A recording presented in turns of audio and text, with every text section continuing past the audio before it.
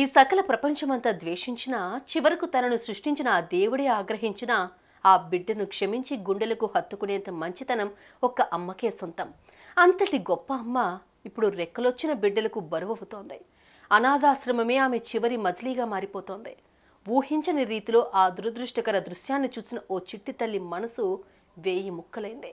నానమ్మ, నువ్విక్కడ ఎందుకున్నావంటూ ఆమె అడిగిన ప్రశ్నకు ఆ పండుటాకు కన్నీటి ధారలే సమాధానమయ్యాయి. ఓ అనాథాశ్రమంలో ఎవరో తీసిన 2 ఛాయాచిత్రాలు మాసిపోతున్న మానవీయ విలువలకు అచ్చమైన ప్రతిరూపాలయ్యాయి. ఏ పనినైనా ప్రొఫెషనల్ గా పనిచేసే వాళ్ళు కావాలా? మీకు దగ్గరలో ఉన్న ఎక్స్పర్ట్స్ తో వెంటనే కనెక్ట్ అవ్వండి. ఇప్పుడే టాస్క్ యాప్ ని డౌన్లోడ్ చేసుకోండి.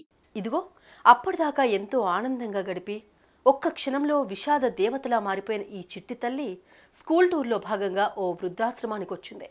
కన్నబిడ్డలు వదిలేసిన తల్లిదండ్రులు వీళ్ళు అని టీచర్లు చెబుతూ ఉంటే ఆ చిట్టి గుండె బరువెక్కింది.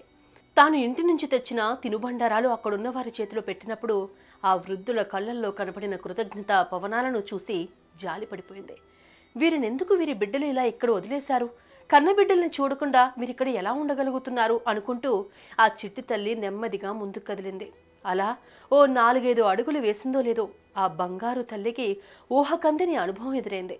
ఇంతకీ అక్కడ ఆమెకు ఏం కనిపించింది?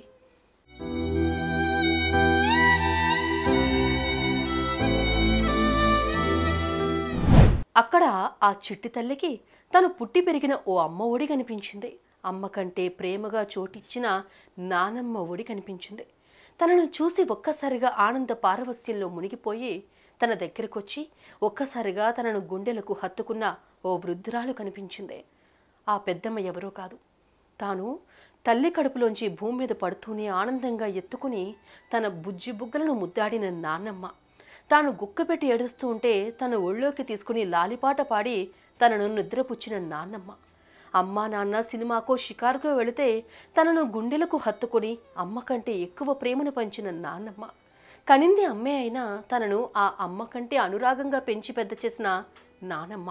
తన బోసి నవ్వులను చూసి ఈ ప్రపంచాన్నే జయించినంత ఆనందపడ్డ ఆ నానమ్మ దిక్కులేని దానిలా ఓ పాత కంచం పట్టుకుని అయ్యా ఇంత ముద్దయ్యండి అన్నట్టుగా ఆశగా చేయి చాచి అడుగుతుంటే ఆ దృశ్యం చూసి ఆ చిట్టి తల్లి ఒక్కసారిగా నివ్వెరపోయింది. నానమ్మ ఇక్కడ ఎందుకున్నావు? ఏమైంది? నానమ్మ ఎక్కడ డాడీ అంటే బంధువుల ఇంట్లో ఉంటానని వెళ్ళిపోయిందంటూ నాన్న చెప్పింది అబద్ధమా? చెప్పు నానమ్మ అంటూ అడిగిన ఆ చిట్టి తల్లి ప్రశ్నకు ఆ పండుటాకు ఏ సమాధానం చెప్పగలదు?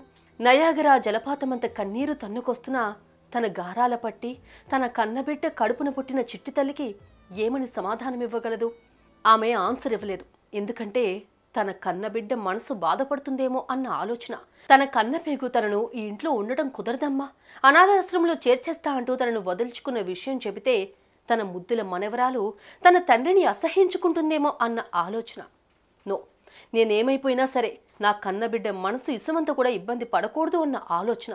ఈ బలహీనతే అమ్మల్ని అనాథాశ్రమాలకు చేర్చేస్తోంది. దిక్కులేని వారిలా బతికి దివివైపుకు సాగమంటోంది.